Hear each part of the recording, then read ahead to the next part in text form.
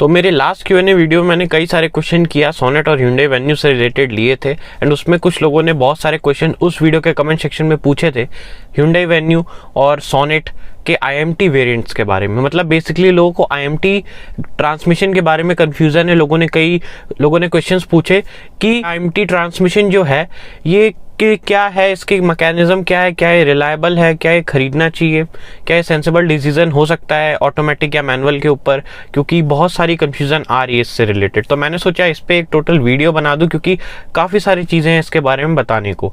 तो इस वीडियो में मैं आप लोग को बताने वाला हूँ कि IMT ट्रांसमिशन जो है वर्क कैसे करता है, उसके बेसिक्स बताऊंगा एंड उसके बाद मैं बताऊंगा अपने पर्सनल ओपिनियंस कि मुझे क्या लगता है कि ये सेंसिबल चीज़ है, एक प्रैक्टिकल चीज़ है मार्केट के लिए, या फिर ये एक गिमिक ही है, बहुत ज़्यादा इस पर ध्यान देने की ज़रूरत नहीं है, इसको इग्नोर करना चाहिए या इसको खरीदना चाहिए। किन लोगों के लिए ट्रांसमिशन सच में थोड़े से काम का है या बहुत ज़्यादा काम का है, तो वो सारी चीज़ें इस वीडियो में आज मैं बताने वाला हूँ। तो वीडियो को पूरा देखिएगा, एंड तक देखिएगा, सारी चीज़ें आप लोगों को समझ में आ जाएंगी जिन लोगों को कन्फ्यूज़न है IMT ट्रांसमिशन से रिलेटेड।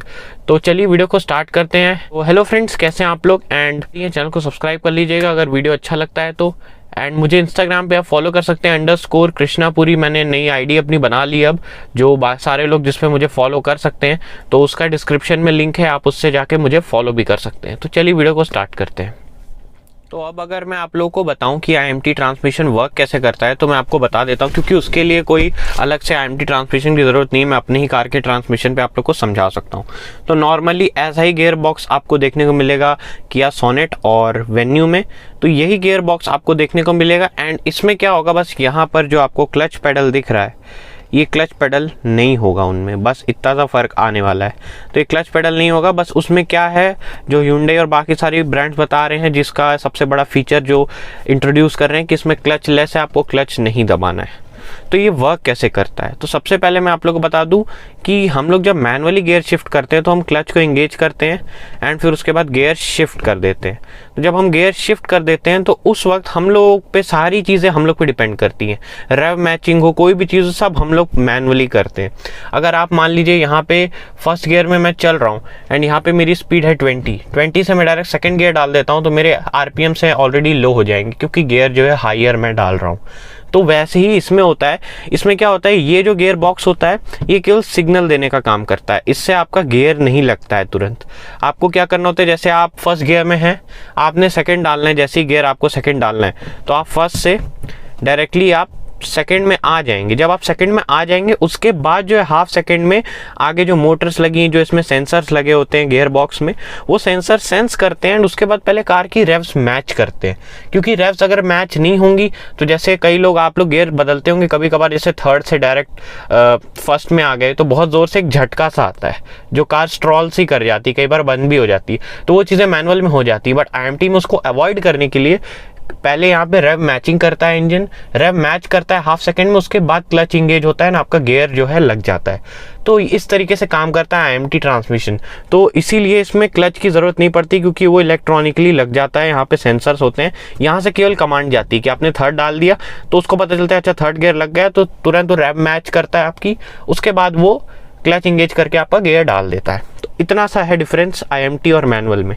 तो IMT का बस इतना सा डिफरेंस आपको देखने को मिलेगा। बट क्या डिफरेंस वर्थ इट है, केवल क्लच नहीं दबाना पड़ेगा आपको, तो उसके लिए IMT लेना सही है। तो ये चीज़ मैं आप लोग को अभी बताता हूँ। तो अब आप लोग को समझ में आ गया होगा बेसिक चीज़ें कि IMT ट्रांसमिशन वर्क कैसे करता है, कैसे आपको इसमें क्लच डालना नहीं पड़ता है, क्योंकि यहाँ पे गियर आपका इंगेज होता ही नहीं है जब आप इसको लगा देते हैं। तो अब आप लोग को समझ में आ गया होगा। तो यही था बेसिक फंडा कि कैसे IMT ट्रांसमिशन आपका वर्क करता है। तो अब मैं बताता हूँ IMT ट्रांसमिशन जो है सेंसिबल ऑप्शन है कि नहीं, क्योंकि अब आप लोग को समझ में आ गया। IMT ट्रांसमिशन को मुझे लगता है बहुत ज़्यादा ओवर मार्केट किया जा रहा है, बहुत ज़्यादा इसको कुछ आउट ऑफ द बॉक्स चीज़ दिखा के बेचने की कोशिश की जा रही है। बट पर्सनली जैसे मैं बताऊं आप लोगों को कि ये किन लोग, तो अब मैं बताता हूँ किन लोगों के लिए थोड़ा सा सेंसिबल डिसीजन हो सकता है। जो डे टू डे ट्रैफिक में कार चलाते हैं उनको केवल ऐसा चाहिए कि बस मुझे क्लच ना दबाना पड़े, गियर तो मैं लगा लूँगा। गियर उनको लगाना जो है हैवी नहीं लगता है टास्क, बट उनको क्लच दबाना हैवी लगता है। बम्पर टू बम्पर ट्रैफिक में, जैसे बड़ी सिटीज़ हो गई, मेट्रो सिटीज़ हो गई, तो उन लोगों के काम में काफ़ी ज़्यादा आ जाएगा, क्योंकि उनको बार बार क्लच नहीं दबाना पड़ेगा ट्रैफिक में, एंड गियर वो इंगेज करके आराम से चला सकते हैं। बट यहाँ भी एक डाउट आएगा, क्योंकि हाफ सेकेंड का गैप ज़रूर मिलेगा। तो सिटी में अगर कोई प्रैक्टिकली कार चलाएगा तो मुझे लगता है उसको हाफ सेकंड का वो जो गैप है वो भी हो सकता है थोड़ा बॉदर करे, क्योंकि हाफ सेकंड और से 1 सेकंड का डिले इसमें आता है जब आप गियर डाल देते हैं। तो जैसे मैंने अभी आप लोग को समझाया कि कैसे ये वर्क करता है, तो ये डिले आपको देखने को मिलेगा। अगर वैसे कोई ऑलमोस्ट इसको शहर में चलाने के लिए ऑप्ट करना चाहता है तो जा सकता है। बट अब मैं अपने एक सेंसेबल आप लोगों को ओपिनियन देना चाहता हूँ, पर्सनल ओपिनियन देना चाहता हूँ कि मैं क्या सोचता हूँ इस गियर बॉक्स के बारे में। तो मेरा ये मानना है कि अगर आपको लेना है तो फिर, या अगर आपको क्लच ही नहीं दबाना है तो डायरेक्ट फिर एक प्रॉपर ऑटोमेटिक क्यों नहीं खरीद लेते आप। अगर किसी को केवल क्लच नहीं दबाना है तो मुझे लगता है उसको प्रॉपर एक ऑटोमेटिक खरीद लेना चाहिए। जैसे कि अभी 2 गाड़ियों में ऑप्शंस मिलते हैं आपको, IMT में सोनेट और वेन्यू। तो वेन्यू सोनेट में आपको DCT गियर बॉक्स भी मिलता है। DCT गियर बॉक्स कितना ज़्यादा फास्ट है, क्विक है, आपको वो चलाने में ज़्यादा मज़ा आएगा, क्योंकि उसके गियर बॉक्स की जो फील है वो अलग है। उसमें आपको फिर गियर भी नहीं डालना है, एंड आपको मैनुअली अगर कंट्रोल लेना भी है तो आप ले सकते हैं। ऑलमोस्ट काफ़ी ज़्यादा मैनुअल कंट्रोल आज के टाइम में मिल जाता है। CVT में आपको पैडल शिफ्टर्स देखने को मिल जाते हैं, AMT में आपको यहाँ गियर पे ही लीवर मिल जाता है अप डाउन करने का। तो ये सारी चीजें आपको आप ऑटोमेटिक में भी कर सकते हैं। तो उसके लिए क्लचलेस मैनुअल ट्रांसमिशन का क्या मतलब है, अगर आपको ऑटोमेटिक के साथ मैनुअल भी चलाना है तो, क्योंकि आजकल हर ऑटोमेटिक में एक मैनुअली गियर जो है आपको सेलेक्ट करने का ऑप्शन मिलता ही मिलता है। तो मुझे लगता है कि इसका कोई रेलेवेंस नहीं है IMT ट्रांसमिशन खरीदने का किसी के लिए, क्योंकि अगर किसी को सिटी में चलाना है आप AMT खरीद सकते हैं, अगर आपका बजट नहीं ज़्यादा है। आप CVT खरीद सकते हैं, सिटी के लिए बहुत अच्छा है, क्योंकि उसमें CVT में आपको बिल्कुल गियर का जर्क फील ही नहीं होगा। इसमें हल्का सा जर्क आता है, बहुत माइनर सा आता है लेकिन आता है। तो ये सारी चीज़ें हैं जो कि आपको CVT में नहीं फील होंगी, तो आप CVT खरीद लीजिए सिटी के लिए, वो ज़्यादा आपको कंफर्टेबल लगेगा। एंड कई लोग हैं जो सोच रहे हैं कि इससे हम क्लच दबाए बिना मज़े ले लेंगे, इंथुसियास्टिक ड्राइव कर लेंगे, तो वो भी पॉसिबल नहीं है, क्योंकि ये रेव्स मैच करेगा। आप हाफ क्लच वाले मज़े नहीं ले सकते इससे, कि आपने हाफ क्लच पे एक्सेलेरेटर दबा के आपने बर्नआउट मार रहे हैं, व्हील स्पिन्स कर रहे हैं, तो वो सारी चीज़ें भी इसमें पॉसिबल नहीं हो पाएंगी। इंथुसियास्ट लोगों के लिए तो बिल्कुल नहीं है गियर बॉक्स।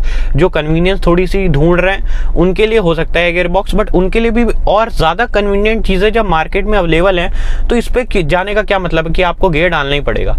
तो मुझे लगता है कि अगर किसी को ये लेना ही लेना है, बहुत पसंद आ गया तो ले सकता है। एंड अभी मुझे इस पे एक डाउट भी होता है इस गियर बॉक्स पे, क्योंकि ये ऑलमोस्ट जो है जो सारी चीज़ें इलेक्ट्रॉनिकली कर रहा है, तो कई लोगों की ड्राइविंग हैबिट भी बहुत ज़्यादा डिफरेंट है इंडिया में। कई लोगों को गियर बॉक्स हो सकता है सूट भी ना करे, उनकी ड्राइविंग स्टाइल ही इतनी अजीब है, हो सकता है लॉन्ग टर्म में उसके पार्ट्स में काफ़ी सारी प्रॉब्लम आ जाए, क्योंकि इसमें काफ़ी सारे पार्ट जो है छोटे मोटे सेंसर्स होंगे गियर बॉक्स में आपके जो हैं लगे होंगे। फिर उसके बाद आपका क्लच भी इलेक्ट्रॉनिकली ही पूरा जो है मैनेज हो रहा है कंप्यूटर से।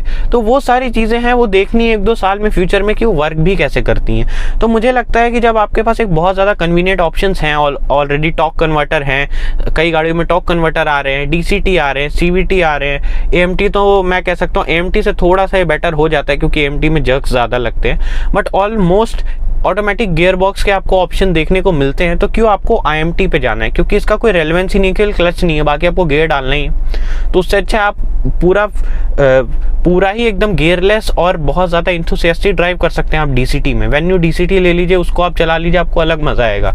सेम टू सेम आपका सोनेट में भी सीन है। तो मुझे लगता है कि यहाँ पे IMT ट्रांसमिशन जो है उतना रेलेवेंस नहीं लगता है, एंड मुझे पर्सनली भी ये कुछ खास ऐसा लगा नहीं, एंड मुझे नहीं लगता कि ये बहुत ज़्यादा एक सेंसेबल डिसीजन होगा अगर कोई इसको खरीदता है तो, क्योंकि मैंने आपको सारे रीजन दे दिए। एंड जो इंथुसियास्ट है उनको वैसे ही नहीं पसंद आने वाला है। इंथुसियास्ट लोगों को पैडल शिफ्टर वाली कार आप उठा सकते हैं। CVT में आपको 7, 8, 9 स्टेप्स देखने को मिलते हैं, DCT में देखने को मिलते हैं, टॉर्क कन्वर्टर में भी आपको पैडल शिफ्टर्स देखने को मिलते हैं। पैडल शिफ्टर से आप मैनुअली कंट्रोल ले सकते हैं, आपके उंगलियों पे कंट्रोल है, तो आपको क्यों एक गियर बॉक्स चाहिए। तो वही मैं सोच रहा था, एंड पर्सनली मुझे लगता है कि इसकी कोई रेलेवेंस नहीं है।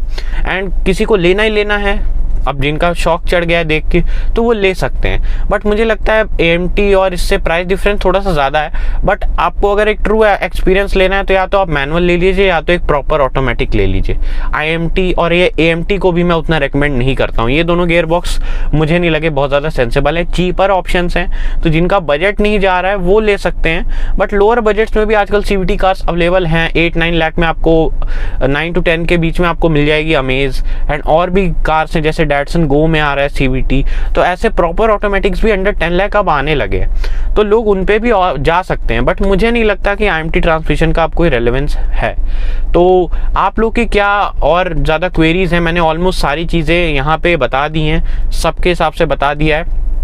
जिन जिन लोगों के लिए काम का हो सकता है उनके लिए भी बता दिया है IMT ट्रांसमिशन। बाकी और किसी के काम का तो बिल्कुल ही नहीं है ये ट्रांसमिशन।